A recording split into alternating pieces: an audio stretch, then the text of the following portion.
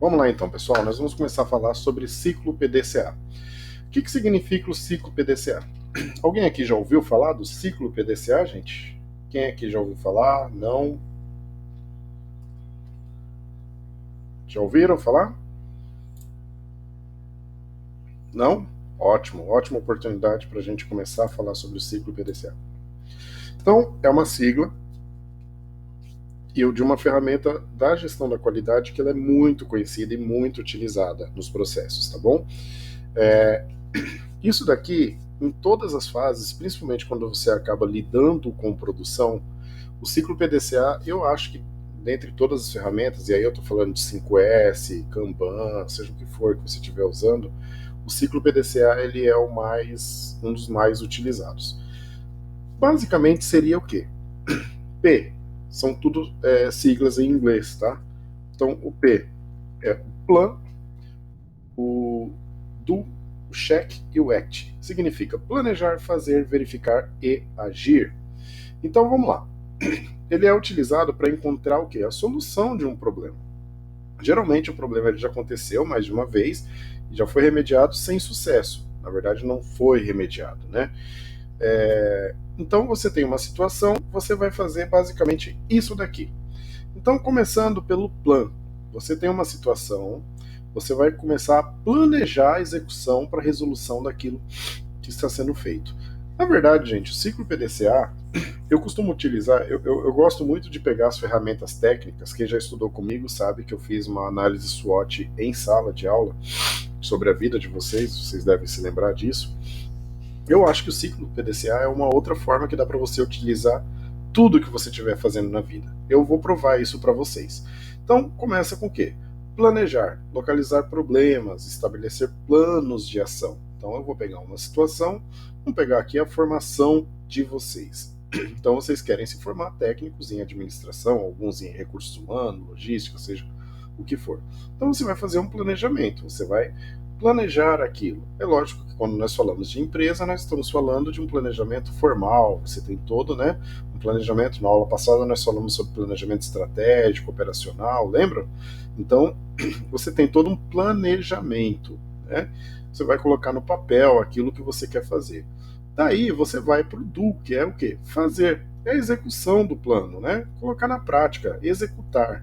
Então você vai falar, você vai pegar tudo aquilo que você planejou lá atrás e vai colocar em prática. Levando para a vida de vocês, na formação de técnico em administração, o que seria? Você não planejou fazer um curso técnico, que você queria ter uma formação, uma profissão melhor, que você queria ter um emprego melhor? Você fez o planejamento. O que é o fazer, né? Fazer é o que vocês estão fazendo agora, vocês estão executando, né? Vocês estão estudando para isso, né?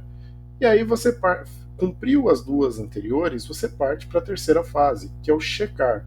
Então, verificar o atingimento de meta, acompanhar indicadores. O que são indicadores? São dados que você acaba medindo para você ver se você atingiu ou não algum objetivo. Na vida profissional, na formação de vocês, seria o quê? Avaliação, por exemplo, né? Não ficou em nenhuma matéria, conseguiu ser aprovado em todas as matérias, você está ali verificando se atingiu a meta. O conhecimento foi medido e vocês conseguiram atingir aquele objetivo. E por fim, a última ação é o quê? É o agir, a ação corretiva no insucesso, padronizar e treinar no sucesso, né? Então, assim, se você chegar lá na frente e você falar, opa, não deu certo, você vai ver o que fez com que não desse certo e você vai acabar padronizando, né, para treinar no sucesso. O que não deu certo, você vai corrigir, e aquilo que deu certo, você vai fazer o quê? Padronizar e treinar. Entender o que é PDCA? Alguma dúvida em relação ao PDCA? Basicamente é isso, tá? É claro que, quando nós falamos de PDCA, pessoal, não é tão simples assim, né? Toda e qualquer ferramenta que nós fazemos, igual para quem estudou comigo, fez aquela análise SWOT, você coloca no papel todo o conhecimento que você tem, toda a situação, você acaba executando, né? Então, basicamente seria isso, tá? PDCA são essas 4 fases. Ficou alguma dúvida em relação ao PDCA?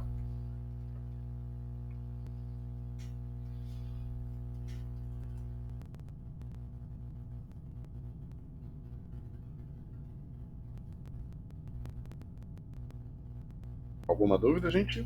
Não? Ok. Então nós vamos avançar agora, tá bom? Uma outra ferramenta que nós utilizamos também, e é muito utilizada, é esse cara aqui, o diagrama de Ishikawa, que é conhecido também como diagrama de causa e efeito. Isso também é uma ferramenta. Gente, isso daqui eu não vou cobrar em prova o diagrama. O PDCA pode ser que eu cobre, tá? Mas o diagrama de Ishikawa basicamente é isso. Ele é até conhecido como 6Ms, né? Então, o que são 6Ms? Método, mão de obra, material, medida, meio ambiente, máquina, né? Então, basicamente, você pega uma situação que você quer, um efeito que você quer atingir, e aí você vai pegar todas as causas que vão permitir que você chegue lá no efeito. Então, por exemplo, você tem uma camiseta que está com um defeito na produção, tá? Então você vai medir, não necessariamente você precisa utilizar os 6Ms. Os 6Ms eles são conhecidos, mas não necessariamente você precisa utilizá-los. Então você tem aqui, por exemplo, camisas com defeito. Você está numa empresa do ramo secundário, né, que acaba produzindo as camisas com defeito. Basicamente, qual é a causa, qual é o efeito? Então é a camisa com defeito. O efeito vocês podem ver que ele está aqui, né? E aí você vai procurar saber quais são as causas. Então vamos lá, em relação à mão de obra, o que está fazendo a camisa sair com defeito? Falta no caso a não qualificação dos profissionais. Isso aqui tudo relacionado à mão de obra. Desmotivação, erro na costura, falta de treinamento e fadiga. Então você tem que procurar quais são as causas relacionadas à mão de obra que estão causando esse problema aqui, no caso, o efeito. Diagrama de Ishikawa é causa e efeito. Você tem que relacionar, tá?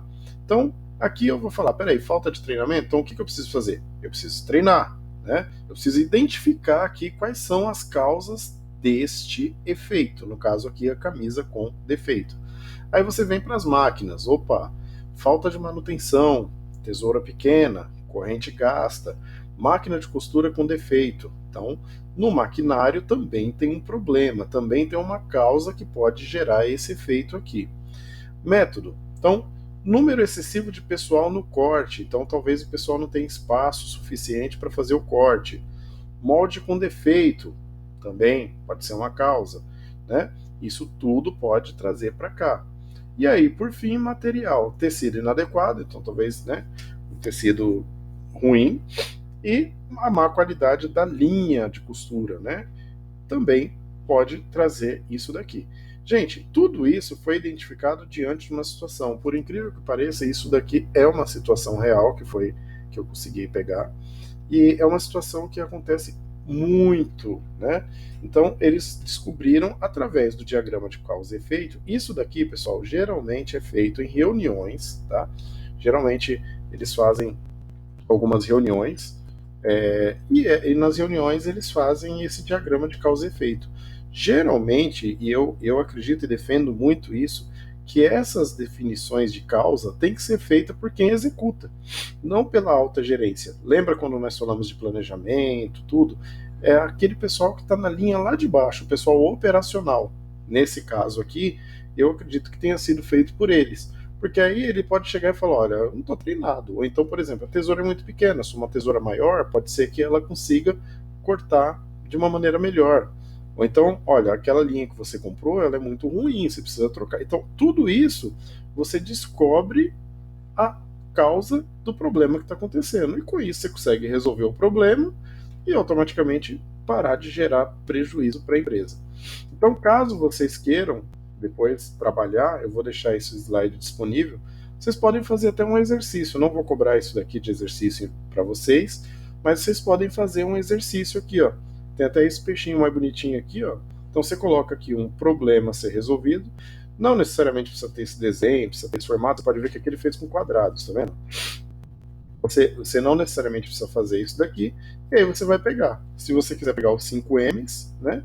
Os 6Ms, desculpa, você pode pôr, senão você pode acabar fazendo para exercitar dessa maneira aqui. Então você coloca e aí você descobre quais são os problemas, tá bom? Ficou alguma dúvida em relação a PDCA e diagrama de causa e efeito, pessoal? Alguma dúvida? Tá tranquilo? Vocês acharam muito difícil?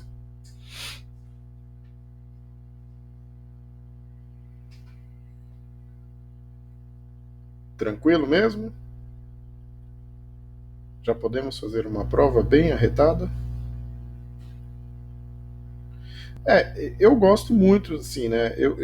Uma das minhas pós-graduações, ela é de gestão da qualidade. Então, tudo isso que eu estou passando para vocês, além de ter um certo domínio, conhecimento legal sobre isso, eu procuro entender, assim, o máximo possível, né? É uma matéria que eu gosto bastante, bem interessante.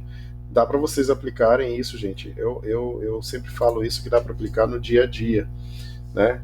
É lógico que você não vai usar sempre as mesmas coisas, as mesmas matérias, mas dá para aplicar, tá bom? Vamos então aos exercícios.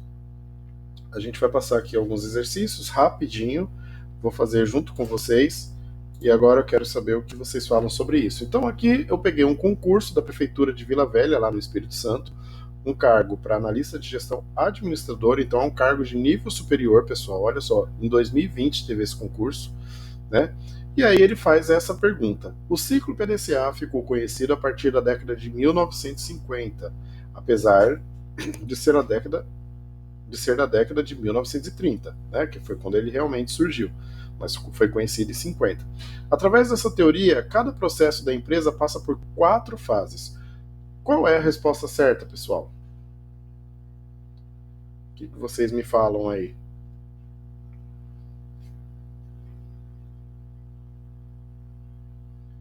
Quem arrisca? A, B, C, D ou E? A. Planejar. O. Processar, delegar, confirmar e aplicar. B. Publicar, definir, controlar e antecipar. C. Planejar, fazer, checar e agir. D. Proceder, distribuir, contratar e atuar. Ou E. Ponderar, desenhar, contribuir e administrar. Quem arrisca aí, gente?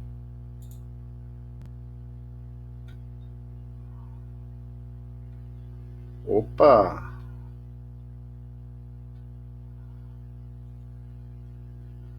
Parabéns, pessoal. Todos aí acertaram. Se você estivesse no concurso público, teriam acertado. Resposta C.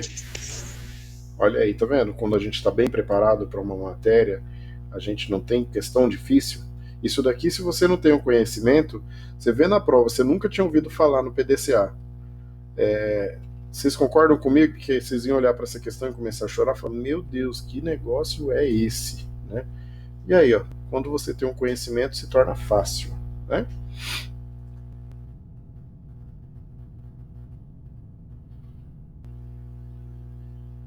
A mesma pergunta, né, Alane? Vamos ver, né? Quem sabe? Aqui, ó. Esse daqui é do concurso da EBSER. EBSER é um dos concursos mais disputados que teve aqui em 2020 para assistente administrativo. Vocês viram que a questão anterior era para nível superior, esse daqui é para ensino médio. Na metodologia PDCA, a confecção dos planos de ação e acompanhamento dos indicadores ocorrem respectivamente. Então, primeiro, na metodologia, a confecção dos planos de ação, né? E o acompanhamento está em qual fase, gente? A. Plan e check. B. Do e check. C. Check e action. D. Action e plan. E. Do e plan. Quem arrisca aí, gente? A, B, C, D ou E?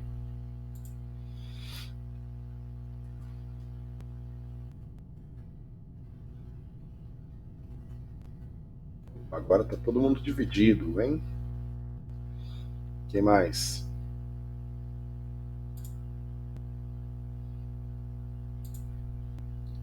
A Alessandra tá muito quietinha hoje, hein, Alessandra? Ah, apareceu.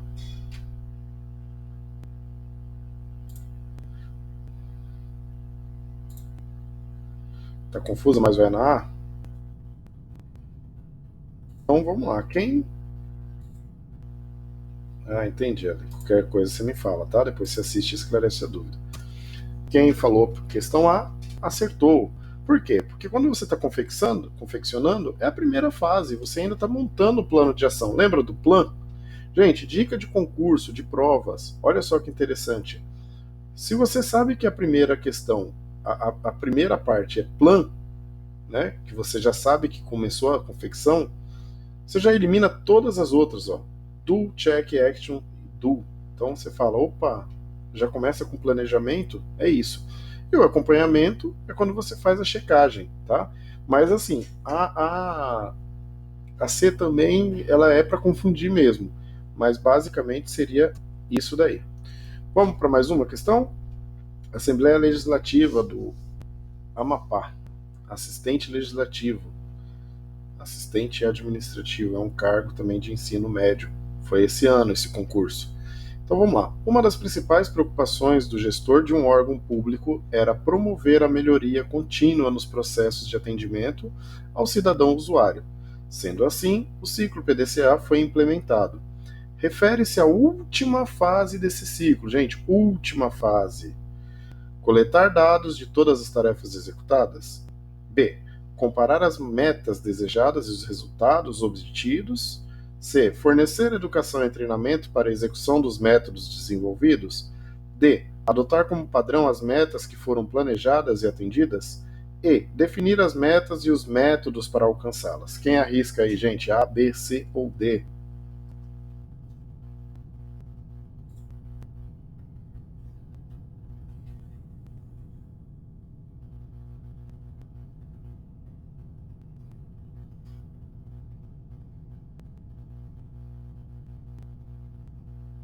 É mais difícil esse, né?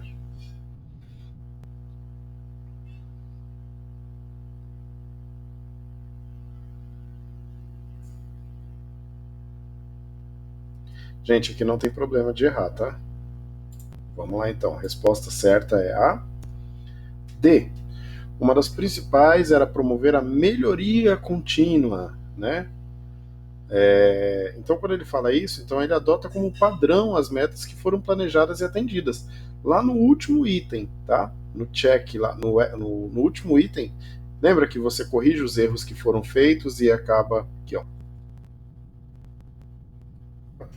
Ação corretiva no action, né? Entenderam? Ficou alguma dúvida em relação a isso, gente? Não tem problema errar, a gente está aqui para errar mesmo, viu, gente? Quem errou, sinta-se orgulhoso também, porque não é todo mundo que tenta, tá bom? Ficou alguma dúvida, pessoal? Tranquilo?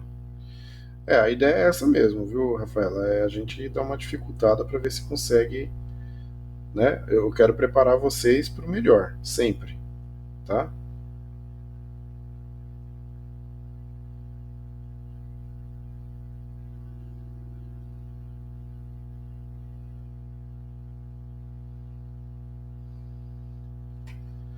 Tranquilo?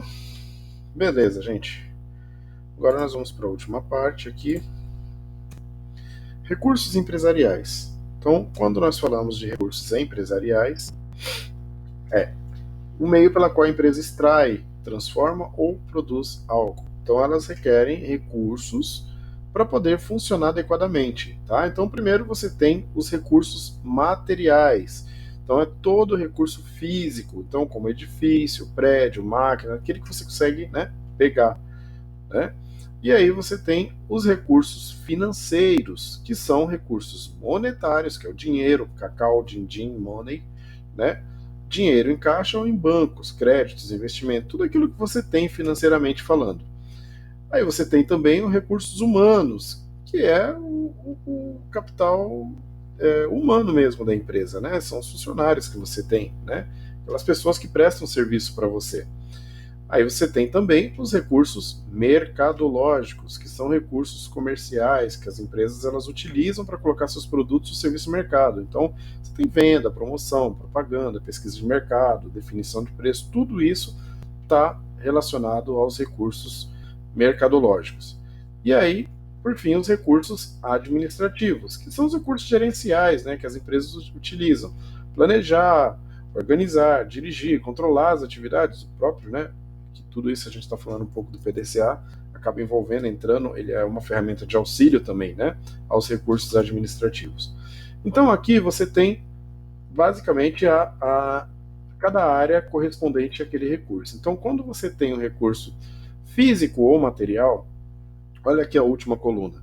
Qual é a área da administração que é responsável por esse recurso? É a matéria que nós estamos estudando, a administração da produção.